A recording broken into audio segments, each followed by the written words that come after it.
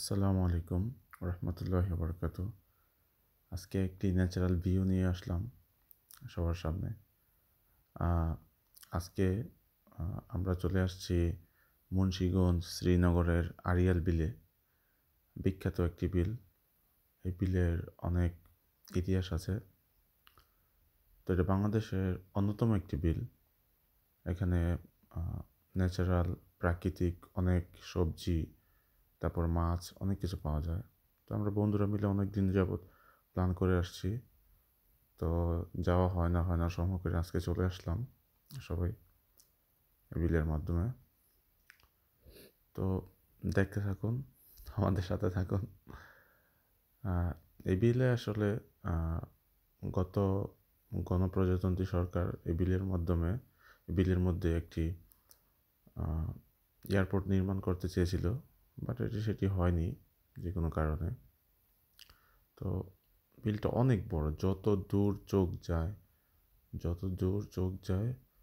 তত দূর এই বিলটি দেখা যায়। অনেক বড়। এটা হচ্ছে কুমড়ো ক্ষেত। অনেক বিশাল বিশাল সাইজের কুমড়ো পাওয়া যায় এখানে। মিষ্টি কুমড়ো, অনেক বিশাল সাইজের কুমড়ো পাওয়া যায়। তারপর ধান, তারপর উস্তা, করলা, এগুলা ন্যাচারাল। তারপর ন্যাচারাল মাছ, অনেক কিছু পাওয়া যায় এখানে। তো হাঁটতে হাঁটতে মোটামুটি আমরা অনেক দূর পর্যন্ত চলে আসছিলাম। তারপর ওই প্রাকৃতিক দৃশ্য আর কি একটু মোবাইলে ধারণ করলাম, আপনাদের সাথে শেয়ার করলাম। উনি হচ্ছে এখানে মাছ ধরে। আর আমরা ছোট নদী ছিল ওখানে। এই নদীটা প্রায় আপনার পুরা বিল জুড়ে আছে।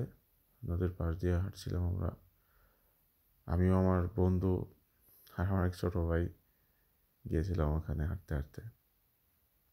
যাই হোক, বিলটা আসলে অনেক সুন্দর, প্রাকৃতিক অনেক দৃশ্য আছে। ভিডিওর লাস্টে একটি চমক আছে, মানে অসাধারণ একটি জিনিস যা আমি কখন দেখিনি, সেটা পরেই বলি। অনেক সুন্দর একটি জিনিস আছে, তা দেখতে থাকুন। এটা হচ্ছে আড়িয়াল বিলের একটি গ্রাম্য বাজার।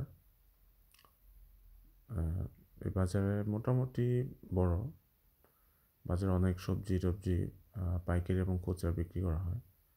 এখানে আমরা মিষ্টি কুমড়া দেখতে পাচ্ছি, মানে এমন বড় সাইজের মিষ্টি কুমড়া, আল্লাহ, আমি জীবনও কখন দেখিনি। এই দেখুন কত বড় বড় মিষ্টি কুমড়া। তো আমরা মিষ্টি কুমড়াগুলো গাড়িতে লোড করা হচ্ছে, সম্ভবত পুরো বাংলাদেশে সাপ্লাই করা হয়। এখনই একটি চমক দেখাবো আপনাদের একটু পর। একটা মিষ্টি কুমড়া, এই মিষ্টি কুমড়াটা 70 কেজি ওজন, 3,000 টাকা বিক্রি হয়েছে। বিশাল সাইজের মিষ্টি কুমড়া, 70 কেজি। তো আকর্ষণীয় একটি জিনিস।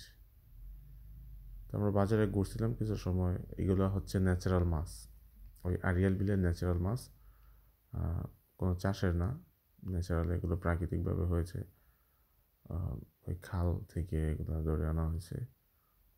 অনেক রকমের মাছ ওঠে, কিন্তু বিকেলে আজকে মাছ নাকি ওদিকে কম উঠছে, কিন্তু সকালে অনেক অনেক বেশি মাছ পাওয়া যায় এখানে।